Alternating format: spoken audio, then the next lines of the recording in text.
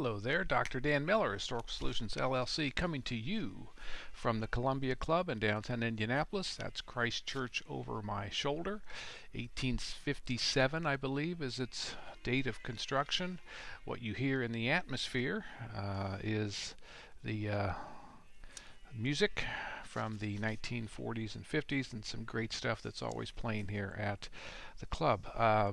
Welcome to episode 23 of On the 250 River with Dr. Dan. We explore real people, real life, real stories from 250 years ago this week as a way to immerse you in the reality of the coming of the American founding. We celebrate the 250th anniversary of the Declaration of Independence next year in July of 2026, but we're doing it on the way toward that 250 years ago, leading up to April 10th, as it turns out, in 1775, April 10th, 2025. So,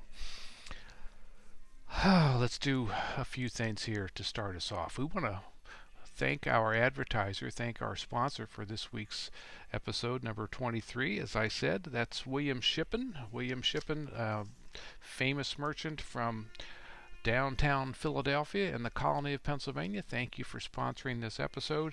Mr. Shippen wants you to know that he has available for purchase, immediate purchase, just off the Market Street Wharf, the following items: shad, herring, rounds of beef, essentially roast beef, rounds of beef, and neat tongues. Those are beef tongues, ready for prepping, ready for eating after you've prepped them. So get down to just off the Market Street Wharf, pick up your shad for the evening, your herring for the evening, your round of beef for the evening, or your neat tongue for the evening. He wants you to know, Mr. Shippen does, that everything is ready for exporting if you're so inclined. So everything's packed, stowed away, and capable of making another shipment somewhere else for resale. Thank you, Mr. Shippen. 99% fact, 1% fiction. I haven't seen the check yet. So we'll dive into 250 years ago this week, leading up to April 10th, 1775. Now, a couple of things here. Well, let me start. This is going to be a very unusual top 5. So let's start with number 5. Thank you, Graphics Department, Historical Solutions LLC, otherwise known as a heavy black marker. Thank you for that number 5 depiction. So coming in at number 5 of our top 5 from 250 years ago, I've just entitled this the daily stuff. I've got 3 little daily things that are happening 250 years ago right now. Number 1, a carriage ride. Husband and wife, George and Martha Washington, take a carriage ride, 3 miles. They're going out to view the grist mill that they own. They want to make sure it's in proper working order. It's in operation, so they're taking a ride 250 years ago to make sure that that's true. Another daily item is that we've got Tom Conti, who's purchasing a ship, a brigantine ship. He's checked it out. Seems to be seaworthy, and he intends to use it to haul tobacco to market somewhere along the Chesapeake Bay coastline, or perhaps even if things get so arranged, perhaps back over to Europe and to England with his load of tobacco. He's bought the ship from George Washington, who is glad to get it off his hands. So those are a couple of items. Oh, number 3. We've been hearing a lot these days about bonds, right? Treasury bonds. And what are they doing or not doing that's affecting policy and presidents and things of that sort. Well, they were talking about bonds 250 years ago in Philadelphia, that is. The legislature, the government of the colony of Pennsylvania had issued new bonds to raise money for the purpose of building new jails in Philadelphia, new law enforcement facilities, we would call them. So get down to wherever you can and buy your bond as part of this new effort. So that's some of the daily stuff that comes in at top 5. And it's always true. We're living our lives daily on various and sundry things. So that's why I think it's important for this. Number four. Number four is a poem. I don't know who the poet is. I can tell you where the poem appears, and that's in the only newspaper in the colony of North Carolina in the town of New Bern. And the unnamed poet has submitted a piece called Prophecy, a prophecy of America. That poem is printed 250 years ago. I'll just really quickly tell you what it's like. This poem. This person is looking out into the future, into an unnumbered, unidentified future, and the future is that America rules. America is mighty. America has an empire. America's desires are always realized because America controls many, many things. That's the prophecy that this poet sees into the future that is possible. Now, the unstated aspect of this poem is how do we get from where we are now to the truth of that prophecy somewhere distant into the future. It would seem that the poet is letting us know that to realize that prophecy, to make it true, we need to continue to fulfill our rights and freedoms and liberties that are being denied as we sit here in early April of 1775. That's the unstated aspect, the unstated lines of the poem of the prophecy of America, which is our fourth item on the top five. And now here's where we're going to get weird. Starting with number 3, going to number 2, and going to number 1. This week's Redux entries, of course, which always forms the basis, right, of what our podcast is going to be. It suddenly dawned on me that the bulk of the entries for this week that I found are essentially pairings, Pairings. They're pairings, and so I want you to think of a pairing of something, of one thing with another thing. And I even went ahead and depicted something. Here's a pairing. Here's a pairing. Capital letters D, right, facing each other. That's a pairing. Notice, but they don't fit, but they kind of counterbalance, don't they? They counteract, maybe too. There's another way of having a pairing too. We take the same designs and we flip them. That's kind of holistic. That's totally complementary pairing. You have a pairing that balances each other, but then you also have a pairing that fits together. Those are two different kinds of pairings. I'd like you to hang on to those images as we wrap up 3, 2, and 1. Let me get to on our top 5. So number 3 is the first of our pairings. Inside intelligence. 250 years ago today, there's inside intelligence that Thomas Gage, the British general who is part of the shutdown of Massachusetts as a punishment for the Boston Tea Party, Thomas Gage has inside intel from a spy who operates inside the highest levels of the protest movement. This spy tells Gage, my God, you've got a once-in-a-lifetime opportunity if you can get a group together, some units together, and strike into the interior west of Boston, grab all the ammunition that's been accumulated, grab some of the leaders that are important. There's maybe a couple of them, one Adams and one named Hancock. Grab all of that, yank it out, and this whole thing's going to collapse. The protest will collapse, but you gotta act now. That's the inside intel that Thomas Gage, the British general, has. And Gage says, you know what? Boom, boom, let's do it. So he's organizing an expedition, a secret expedition, to do exactly that, to take advantage of this inside intel that he has. The pairing of the inside intel. You got Paul Revere on the other side, on the protest movement. Yeah, the guy with the horse, the British are coming, the British are coming. That's not yet, right? That's going to be out a few days. But Paul Revere is saying that, hey, we've got inside intel, somebody at the highest level of Thomas Gage's entourage, the highest level of Gage's military leadership, is telling us that they're going to strike out into the interior and try to take our ammunition and take our leaders. So we got to act now. And Revere rides out there and starts to alert people to the fact: get the weapons hid, get the ammunition concealed, get our leaders on alert so that they're not caught and kidnapped, essentially, by the British military unit that's coming. We've got inside intel that's telling us it's going to happen. Boom, there's your pairing. Unbelievable. Same time 250 years ago right now. That's number 3. Number 2. Thank you, graphics department. Number 2 of our top 5.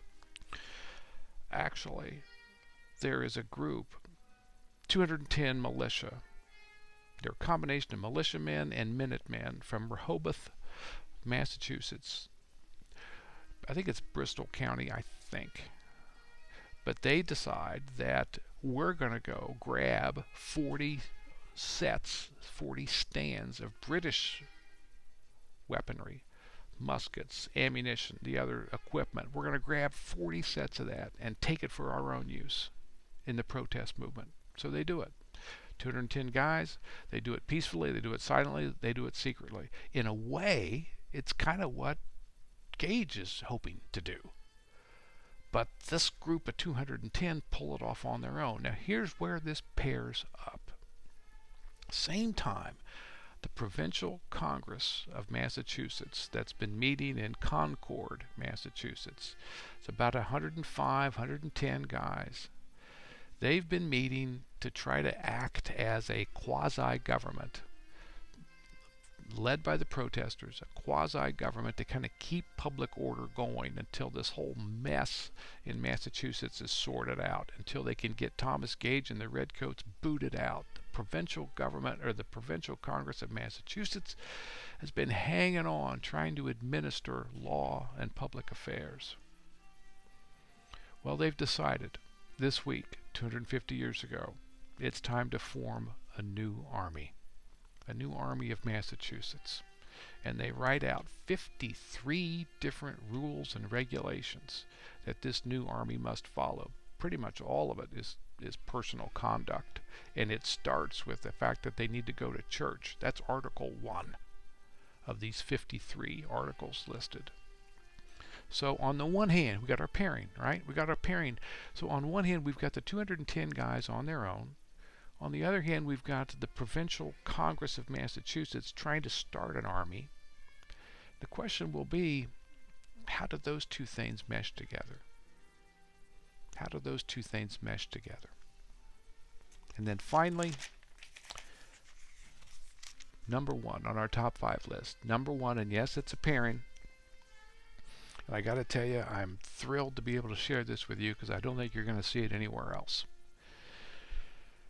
250 years ago, a really smart guy in England named Samuel Johnson was having a dinner. He's got a reading club. It's called a literary club. They've been meeting once a week, I think it is, or once a month, regularly. They've been meeting for about 10 years. Samuel Johnson is the smartest of the smart. And in this dinner club meeting, he kind of doesn't go off the rails. He always talks powerfully and punch, right? And he uses a punch line. And the punch line is this, and you may have heard it. Patriotism is the last refuge of a scoundrel. Quote, patriotism is the last refuge of a scoundrel, close quote. That's what he says at the dinner. Maybe 6 glasses of this prior, who knows? This is coffee, by the way. He says that at the dinner. That's not really why I share this story with you, because the reason I share this story with you is one of the 5 people sitting at the dinner table with him. It's a 37-year-old man named Edward Gibbon. Gibbon is almost finished with volume 1 of a multi-volume series that he's writing called The History of the Decline and Fall of the Roman Empire. Edward Gibbon, and he's almost done with volume 1. He's thinking next year, 1776, will be when volume 1 is out on the street, ready to be read. And Gibbon hears this And I don't know for sure, but I went back and looked. And yes, he talks about patriotism in Volume 1. So he's writing about patriotism, probably right about now, as he's hearing this punch line from Samuel Johnson. And as far as Gibbon is concerned, patriotism and patriots were important parts of the Roman Empire, were important parts of what people tried to do in forming the governments that they wanted to have in that era, back starting in, I think it's around 27 BC when you look it up. So he's not going to be sitting there saying, yeah, man, yeah, you're right, Dr. Johnson. If he says anything at all, and maybe he doesn't, maybe he just takes a sip silently, doesn't want to offend the guy who's hosting and always hosts these dinners. Maybe just remembers to himself what he's been writing about regarding patriots and patriotism. And it's not what Dr. Johnson just said. So there's that. On the other side of the world, 250 years ago right now, there's a group of unnamed Chinese scholars in the imperial court, the Qianlong imperial court, 40 years of rule. They are finishing up the last volume, not the first, but the last volume of a series that's been entitled The 24 Histories. It's a series that's meant to cover the history of Chinese rule, the ruling empires of China since the year 91 BC. The 24 Histories. In 1775, they have their ending volume. Remember I said Gibbon's writing volume 1 of his series? These unnamed Chinese scholars in 1775, at the same time Gibbon's sitting there across the table listening to Dr. Johnson, these unnamed Chinese scholars are wrapping up volume 3213. 40 million words, collectively called the 24 Histories. They're ending.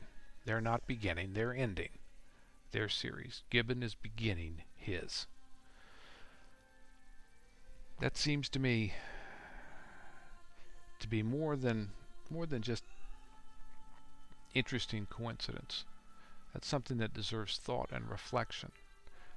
We're going back to look at 24 years covered in 24 histories, 24 volumes, 24 rules that cover 3,213 volumes.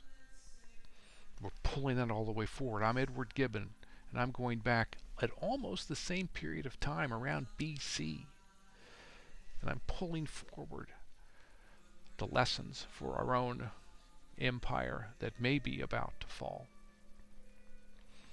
A final note. I know I've run long and I apologize. What we're seeing today is something that we will never see again in this series. And that is, we're seeing stories that are crafted out of a life 250 years ago that does not include war. We have no war. We have no war making. We have no battle as of now, 250 years ago. We've had a lot of disorder, a lot of chaos. We've had some violence occur here and there, but no war. That is about to change, and that will no longer be true after this week. That strikes me as a significant thing to remember for all the things that we've done together in Redux. Whether it's in the podcast or whether it's in the stories, we've not had war until soon. I'm Dr. Dan Miller, Historical Solutions LLC. Thanks for hanging out, and I'll see you next time when things change.